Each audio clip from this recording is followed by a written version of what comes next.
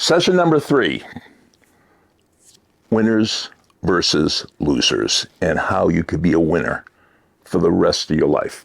So let's just review and talk about session number 2, that winning is a sometimes thing. Sometimes you win, sometimes you lose. Being a winner is an all the time thing.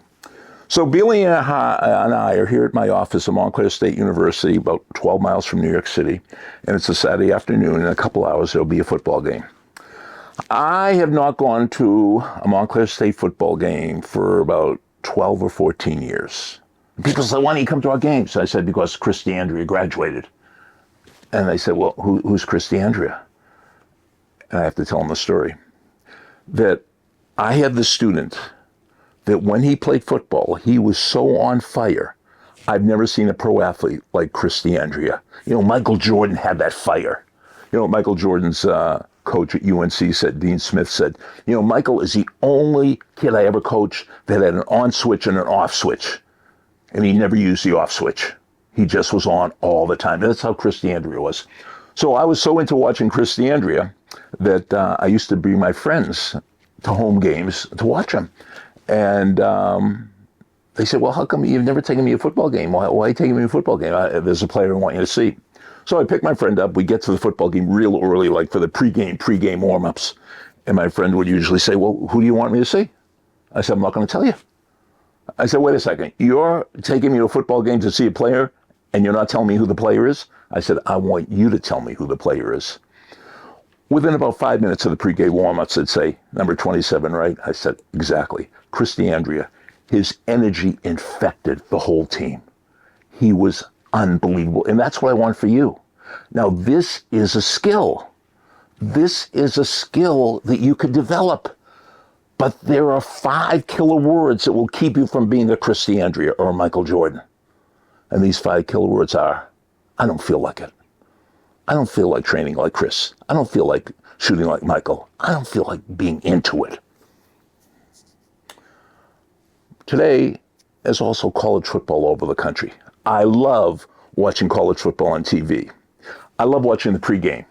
You know, the pregame, 100,000 people at Michigan Stadium, the bands on the field, and then the cheerleaders, the band, they have this long corridor, and the football team following the coach come on the field. Everybody's going nuts. I mean, they're so into it. There's high energy. It's exactly what we want. And then by the end of the third quarter, or the beginning of the fourth quarter, when that very same team is losing 42-7, what do you see?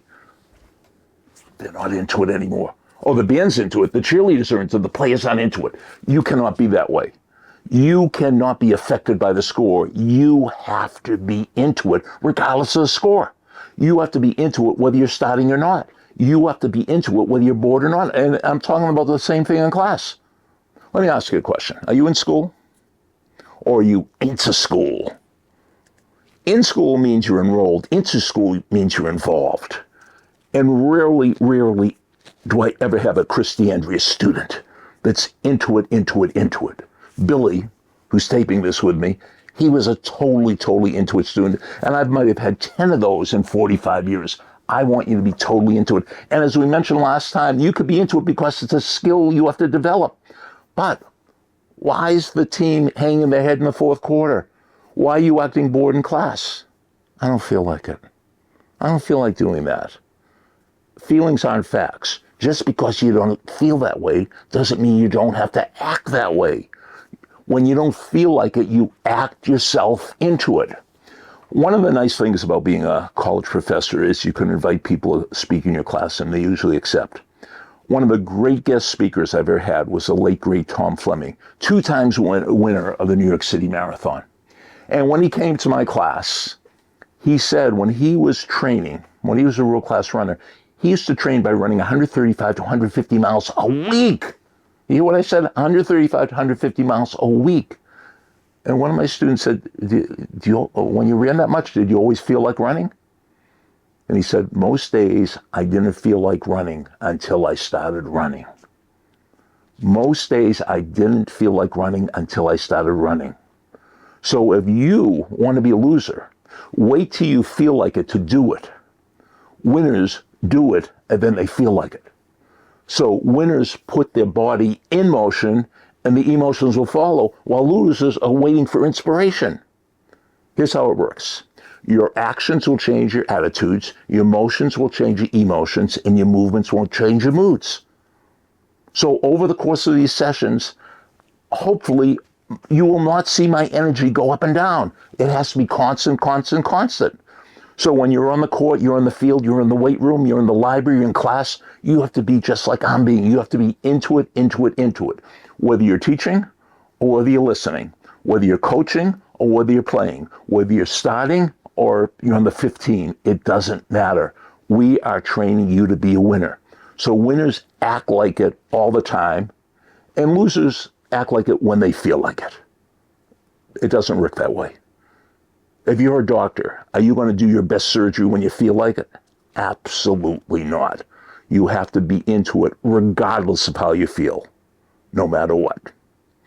So this is the end of session 3. Sometimes it's good to review these sessions 4 or 5 times before you go on to session 4. But that is totally, totally up to you.